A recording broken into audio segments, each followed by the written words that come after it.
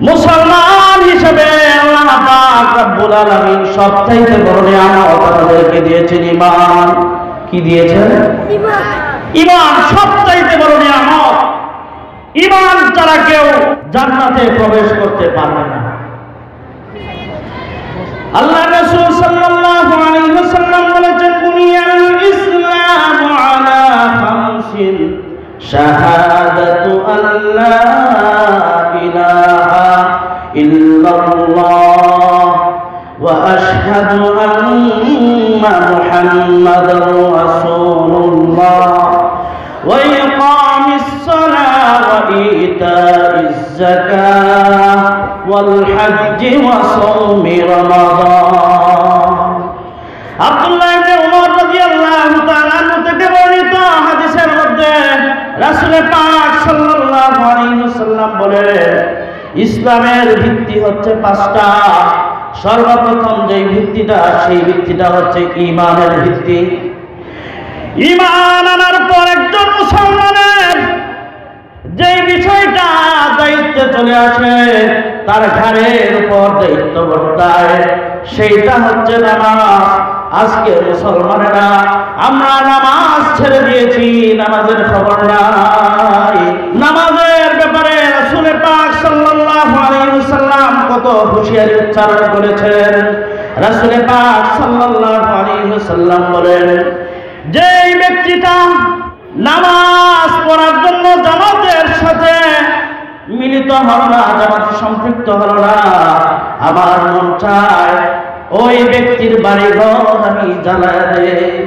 রাসূল পাক সাল্লাল্লাহু আলাইহি ওয়াসাল্লাম ইরশাদ করেছেন, মান তারাকা মুতাআম্মিদান ফাহুয়া কাফির। যেই ব্যক্তি ইচ্ছা করে নামাজকে ছেড়ে দিল, সে কেমন যেন কাফের হয়ে গেল। নামাজকে ইচ্ছা করে ছেড়ে দিল, সে কাফের হয়ে গেল। আসলে মাসালা, পরিষ্কার মাসালা হচ্ছে, নামাজকে অস্বীকার করার মাধ্যমে সে ঈমানের গণ্ডি থেকে বের হয়ে যায়। কিন্তু কেউ যদি নামাজকে অস্বীকার না করে, নামাজ না পড়ে, সেই জন্য সে কবিরা গুনাহগার হবে। মোহতারাম হাজিরিন, শুধু তাই না, রাসূল পাক সাল্লাল্লাহু আলাইহি ওয়াসাল্লাম ইরশাদ করেন, যে ব্যক্তিটা জামাতের সহিত নামাজ আদায়ের জন্য সম্পৃক্ত হলো, রাসূল পাক সাল্লাল্লাহু আলাইহি ওয়াসাল্লাম বলেন, সালাতুল জামাআতি আফদালু সালাতুল ফাজরি বি27 দারাজা। যে ব্যক্তিটা একা নামাজ পড়া বাদ দিয়ে সে জামাতের সহিত নামাজ আদায় করার জন্য একত্রিত হলো, রাসূল পাক সাল্লাল্লাহু আলাইহি ওয়াসাল্লাম বলেন, তার আমলনামায় 27 গুণ বেশি সওয়াব লিপিবদ্ধ করে দেওয়া হয়। চিল্লায় বলুন সুবহানাল্লাহ। শুধু তাই নয়, জাবের রাদিয়াল্লাহু তাআলা আনহু থেকে বর্ণিত, রাসূল পাক সাল্লাল্লাহু আলাইহি ওয়াসাল্লাম রাস্তা দিয়ে যাওয়ার সময়, শীতের মৌসুমে যখন গাছের পাতাগুলি ঝরে যাওয়ার উপক্রম হয়, রাসূল পাক সাল্লাল্লাহু আলাইহি ওয়াসাল্লাম গাছের শাখা ধরে নাড়া দিলেন। নাড়া দেওয়ার পর গাছ থেকে পাতাগুলি ঝরে ঝরে পড়তে লাগলো।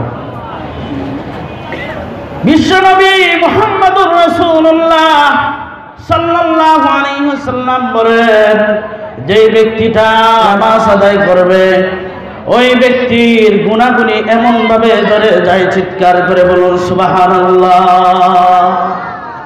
মুহতারাম হাজিরিন, সুতরাং নামাজ হলো আমাদের জন্য এমন একটা বিষয়, রাসূল পাক সাল্লাল্লাহু আলাইহি ওয়াসাল্লাম বলেন, মুমিন এবং কাফের ব্যক্তির মাঝে পার্থক্যকারী বিষয় হলো নামাজ।